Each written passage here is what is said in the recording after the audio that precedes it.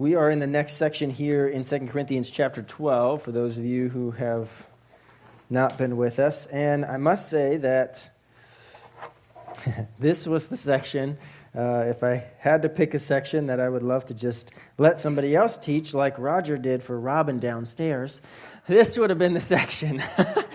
Because when I first went through the book and was trying to get a feel for maybe what direction I might go for each section, this section I had left blank for a long time because I was like, I don't have a clue what to say for these verses.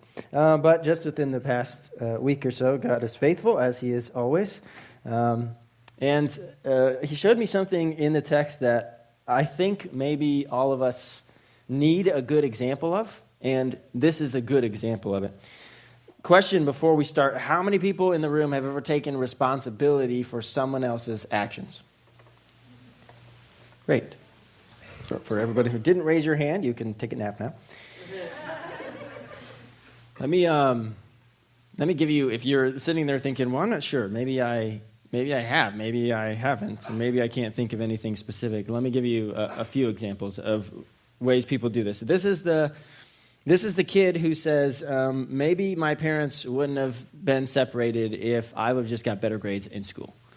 Or if I would have just been a better kid, maybe they wouldn't fight so much. This is the spouse who says, well, if I just would have slept with my husband a little bit more, maybe he wouldn't have been addicted to pornography. This is the mom, the dad, who says, maybe if I just love my kids better, then maybe they wouldn't be off doing craziness. And we find a way in certain areas of life to take responsibility for other people's choices, for other people's actions. What we have here today in the text is an example, I think a healthy example, of Paul not taking responsibility for the actions of the Corinthian church.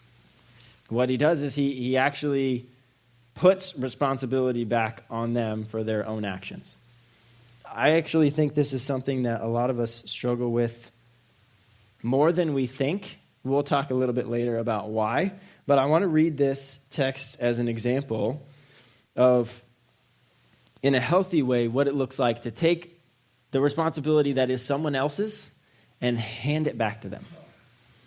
So here's what's going on in the church in Corinth. Paul's gone there. He's evangelized to them. He's stayed with them for more than a year and a half. He's ministered to them. He's built relationships with them. And then he's left to go on to other cities to build new relationships, plant new churches.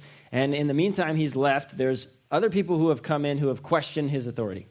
Question whether or not he's for the Corinthians. They've spread rumors about him. They've said things like he's weak. They said maybe he doesn't love you guys.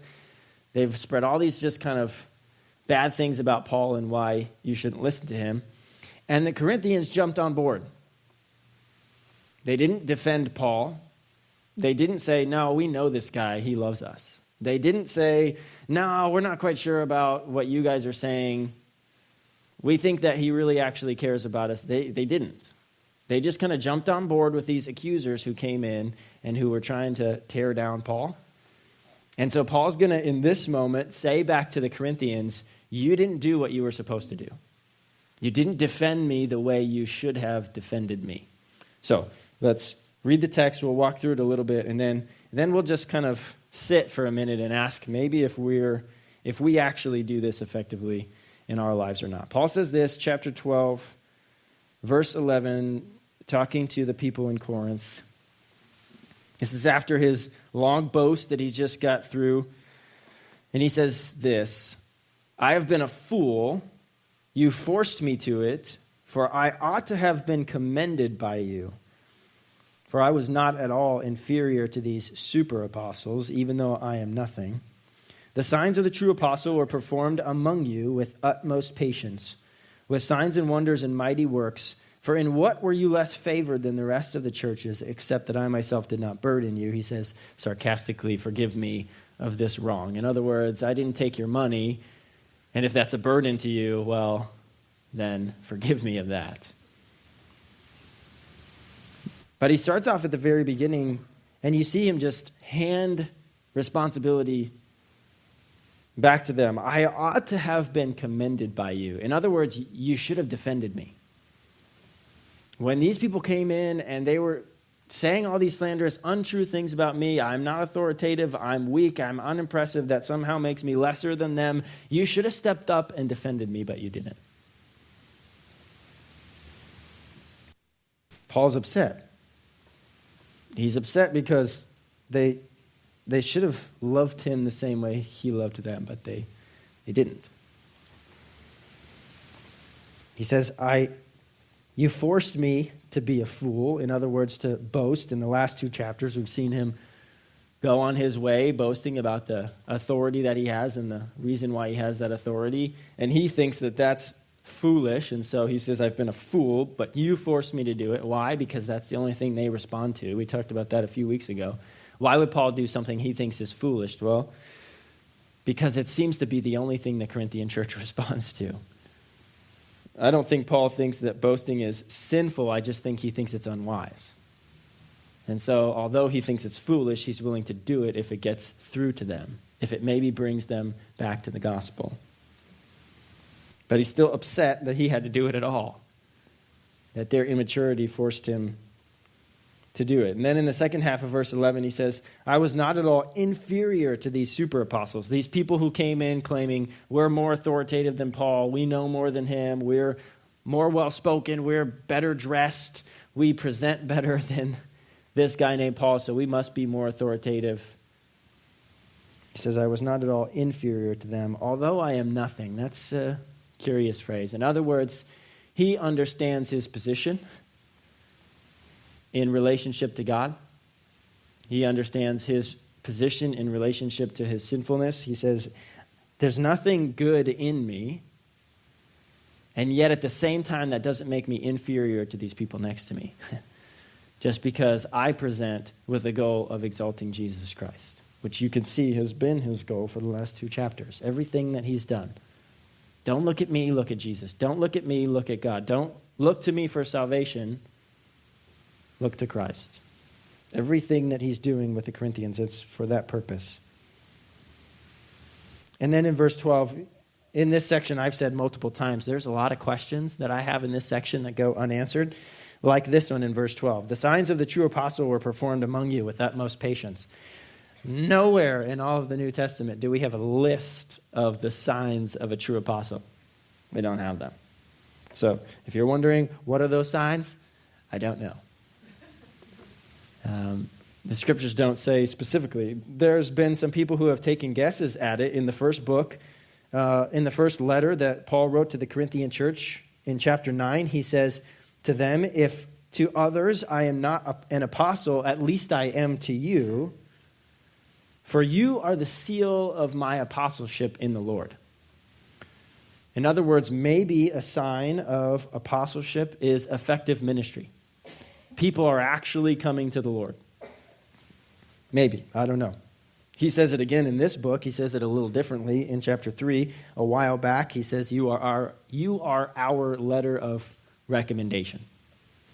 So in other words, if we're to stand and be evaluated by anybody, we're going to send our letter of recommendation from you guys, which is that you believe in Jesus Christ and you're saved because we preach the gospel to you. So maybe that's one of the signs of apostleship. Maybe one of the signs of apostleship is extreme suffering. I mean, we saw in chapter 11 him just go on a rant about his suffering. This is something that all apostles seem to have in common. They all experienced extreme suffering. It doesn't seem like the people who came in and were accusing Paul had any interest in suffering for Christ.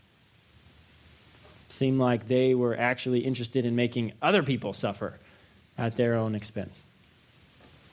Maybe that's a sign. Maybe it's a sign of apostleship that Christ, or that Paul reflects Christ, a Christ-like attitude, a humility of sorts. This is almost in every chapter of this book. I didn't list them all here, but here's a few.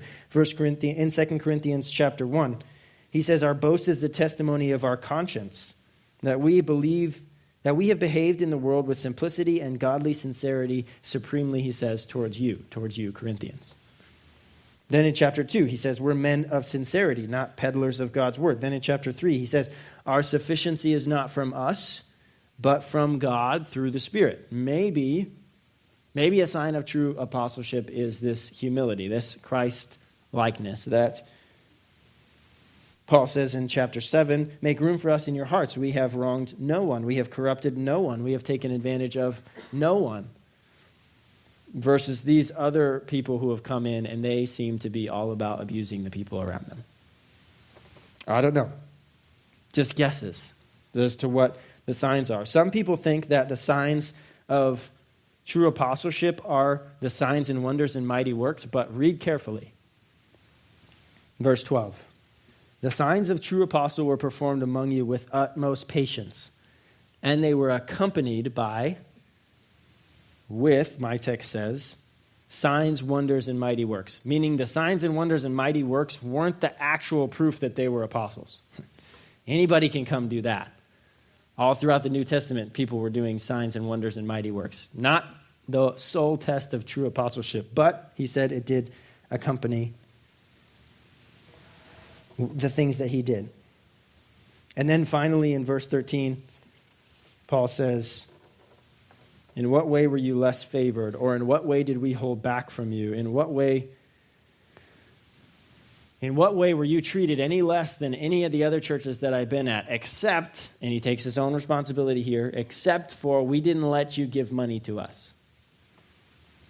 Which the Corinthians are obviously offended about. It's fascinating in this text that Paul considers it favor to be able to support monetarily the one who provides from the Word of God for you.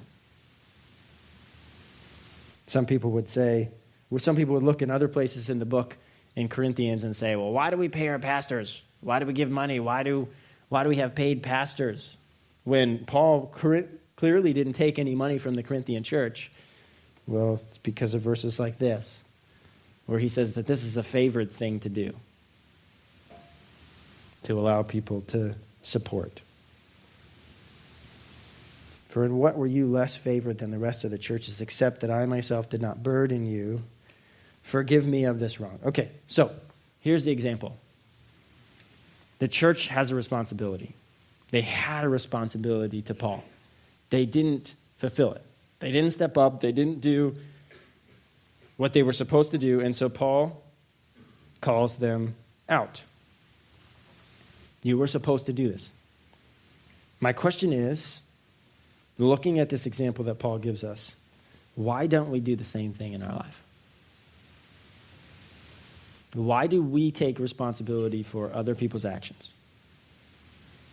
And there's probably a million reasons to that question, to answer that question. Maybe it's a control issue. Some of you are like, don't tell me about control issues, blah, blah, blah. I don't like those. No, but it's for real, because if we make something our fault, somebody else does something crazy and we make it our fault, then we can just change and the situation will get better, right? I mean, if it's really our fault, then all we have to do is be different and then life will get better. But if it's someone else's fault, then we don't have any control over them, and it feels a whole lot like we don't have any control at all. Well, it'd be much better if it was just our fault all the time, because then we could change and then life could get better. But if it's really their fault, that's scary. Which is maybe the second reason why we don't actually do this. It's painful to actually sit back and say, that person was supposed to love me, that person was supposed to defend me, but they didn't. Didn't come to my aid, didn't come to my rescue, didn't step up. It's scary to think, standing face to face with an issue that you've been taking responsibility for so long, to think,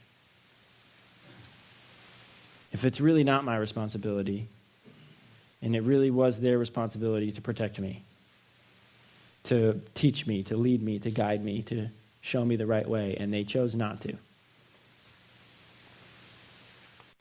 then that means I'm less loved than I should be, or I'm rejected. And it's painful.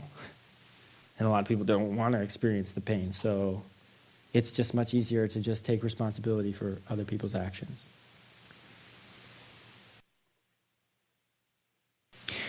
Maybe it's a shame thing.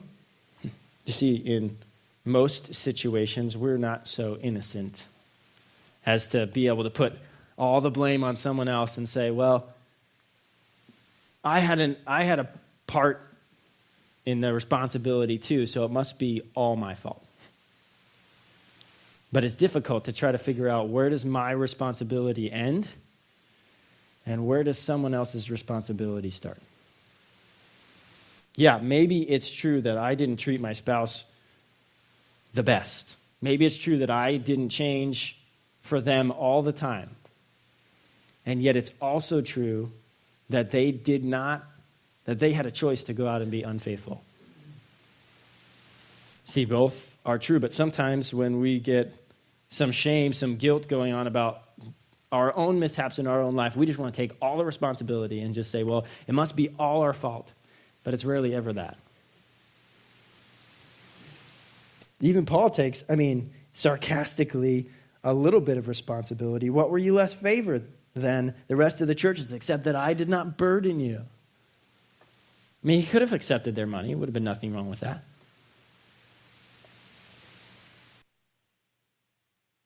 But realistically, whether he accepted their money or not, they had a responsibility to defend him. I asked Carissa, why would people do this? And she said, well, some people would do it because they're afraid of the response. Some people would take responsibility for someone else's actions because they're afraid of what's going to happen if you go to your husband and you say, listen, you screwed up, you messed this up. This was your responsibility and you didn't do it. They're afraid of how he's going to respond. And that fear will just cause you to just step back and say, well, I'll take responsibility because I know I'm not going to respond crazy and he might respond crazy even though it was his fault.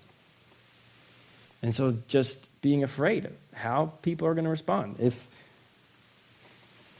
you're working a job and you show up late on a deadline and your boss comes in and just rips you a new one, just lays into you.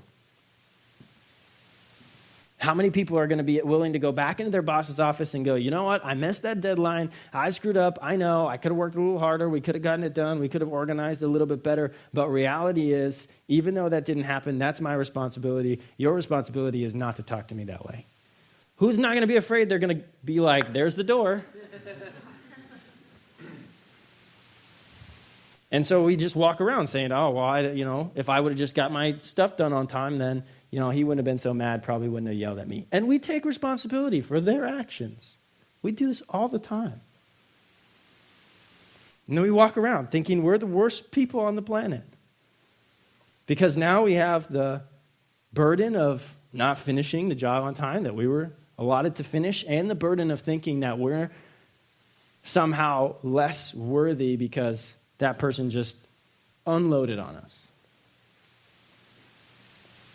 And if you think this happens just at a job, try it happening between a husband and a wife. It's like, you forgot to take out the trash, blah. And you're like, whoa, yeah, okay. I didn't prioritize your need for me to take out the trash. I understand. But you just unloaded like the last 6 months of stuff on me. Like, what happened?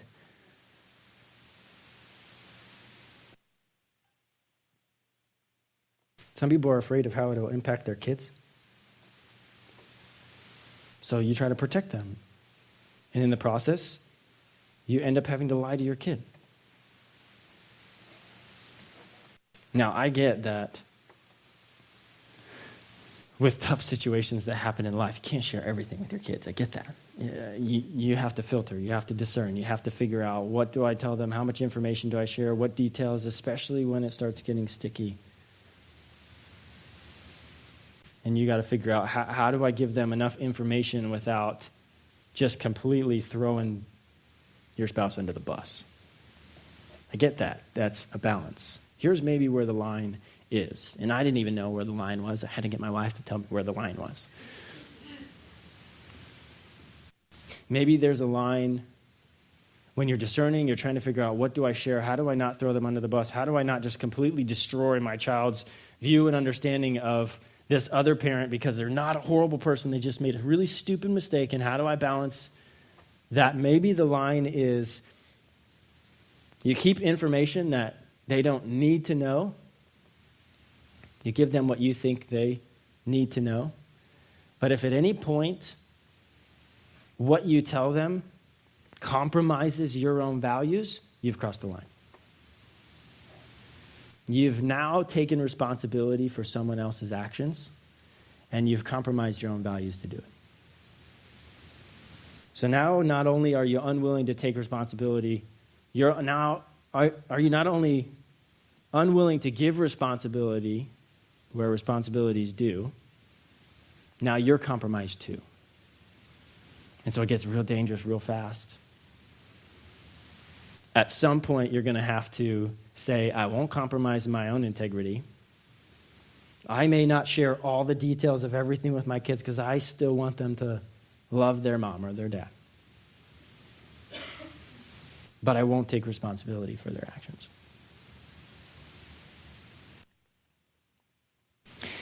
And I was thinking through these, why do we do this? Why do we do this in our life? And then at the end of talking through all these things or thinking through all these things, I thought to myself, does the why even matter? I mean, does the why we do these things really even matter at the end of the day? It helps us understand. I mean, it helps us process. Maybe it'll help us change. But at the end of the day, is it any different of a reason that we're afraid of the response, or that we're too afraid to face the pain, or that we just want to think we have a little bit more control than we do? I mean, are any of those really any different?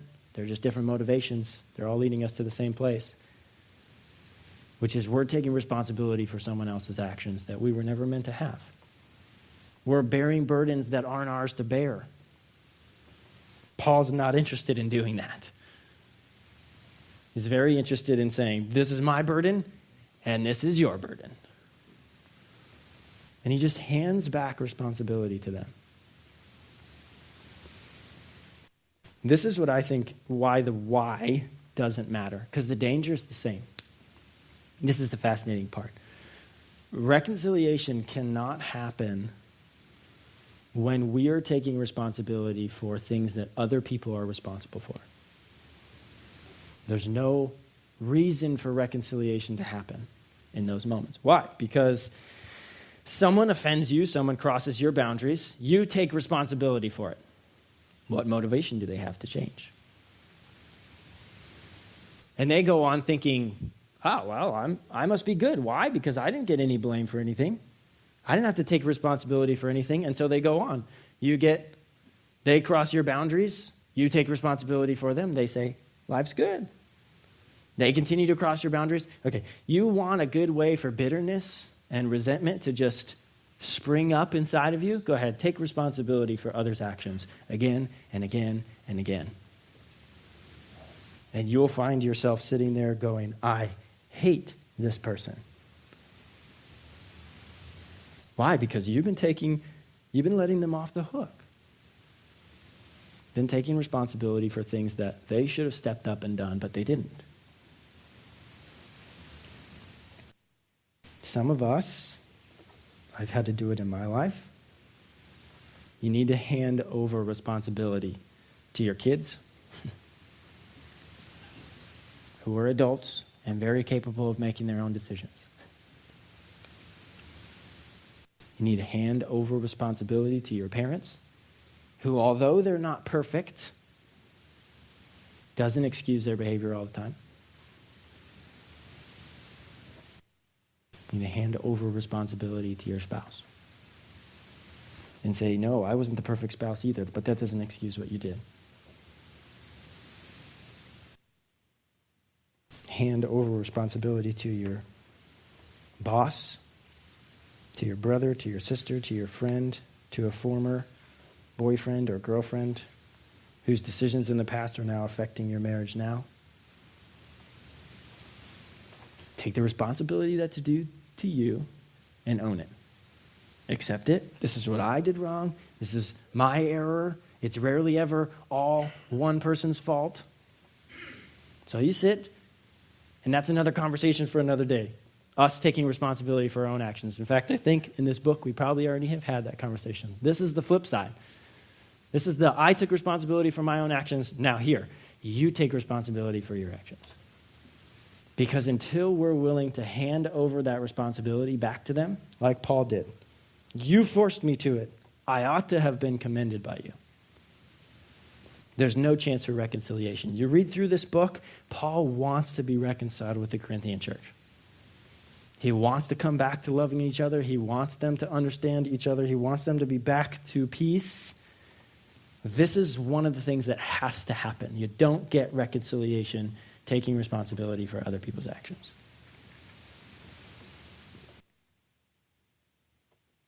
On a spiritual level, it's fascinating because the same thing is true. Our responsibility in the state that we're in this life is to realize that to admit that we're actually sinful, to admit that we've offended God, to admit that we messed up and screwed up. And yet at the same time, people go through their whole life living, and some of them miss salvation thinking that it's their responsibility to save themselves. You see how at the end of the day, this can have eternal consequences? We experience it now in our marriages. We experience it now in our relationships with our boss or at home or with our kids or our parents or whoever. Now, on this earth, temporally, but the same is true with God. Our responsibility to stand up and say, we're broken and we're messed up and we don't have all life figured out, and if somebody doesn't save us, we can't do it on our own. And then to hand responsibility over to God, say, save me. You're the only one who can. And then to let him do it. It works in this life because it works with us and God. It's how he set us up to live. Paul gives us a really healthy example of what that looks like. It's hard. It's really hard. It takes reflection. You're going to have to go through your life and ask yourself, where does my responsibility start? Where does my responsibility end? And where does someone else's responsibility start? And then give them what they're responsible for. The goal is give responsibility where responsibilities due. If it's to you, fine, take it. If it's to someone else, give it to them. Don't carry the burden around of doing it yourself. Pray with me. God, thanks for the example you give us in Paul. Reality is we can talk about it all day, but it's hard. It's scary. Because many of us, we don't know how people are going to respond. God, I pray you would make each one of us a little more healthy. That you'd show each one of us the very fine line of where our responsibility begins and ends. God, would you bring to our minds and our hearts where someone else's responsibility begins? Would you give us the strength, the wisdom, the knowledge, the discernment to call them out if necessary, in a safe way, in a loving way? God, would you remove burden from our hearts of responsibility that we were never meant to bear? I pray you would make us walk a little lighter today. Teach us to be healthy in the things we take responsibility for. Don't let us continue to bear the burdens we were never meant to bear. I pray all this in your Son's name. Amen.